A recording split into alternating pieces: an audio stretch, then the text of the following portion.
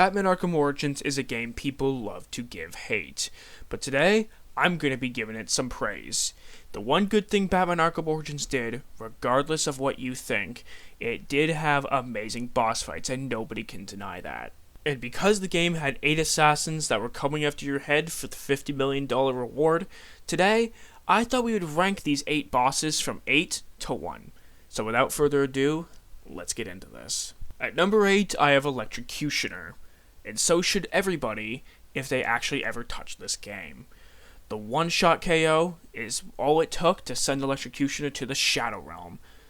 And yes, he did talk a lot about how he was going to kill Batman, but everybody does, and it seems like Electrocutioner has a chin made out of glass. At number 7, I have Shiva. Shiva is not a very difficult one to deal with at all. She's actually easier to deal with than even the martial artists in this game. And overall, she's just not someone who's that interesting. However, the one good thing I can say about this boss fight is the fact that she makes us, the player, pose the question of, is she right or is Batman right when it comes to killing criminals?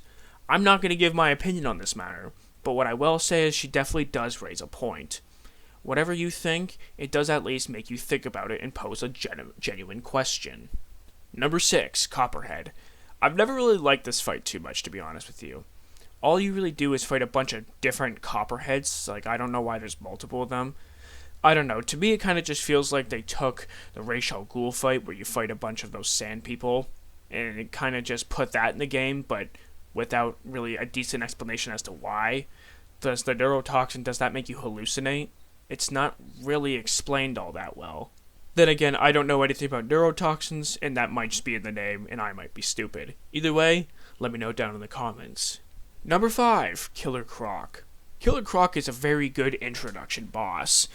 As you first start the game and you're going through the Blackgate prison, as you are attempting to catch up to Black Mask, you catch up to Killer Croc on the roof, and there you have your first boss battle.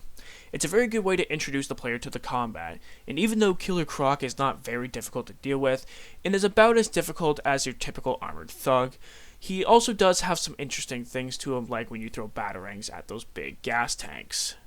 And I believe it was a good way to show the player what they've gotten themselves in for when playing this game. Number 4, Firefly. Firefly is a very interesting boss in this game, considering the fact that you have to take him down using other means than what you're used to facing.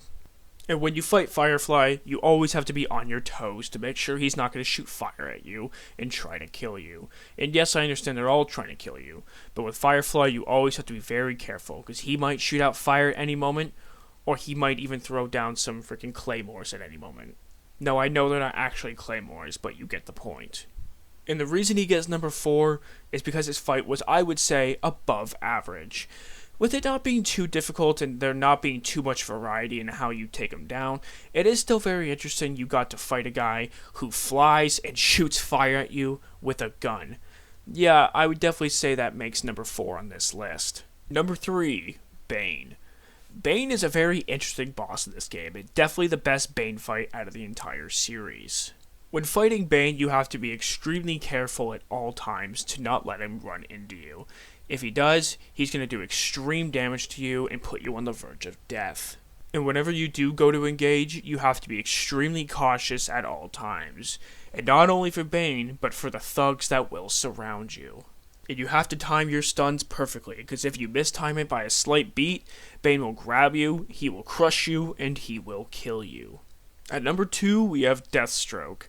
Now, this might seem very controversial, but I want you to hear me out here a little bit. While this and the number 1 entry are extremely close, I feel like Deathstroke's, to me, did not feel as difficult.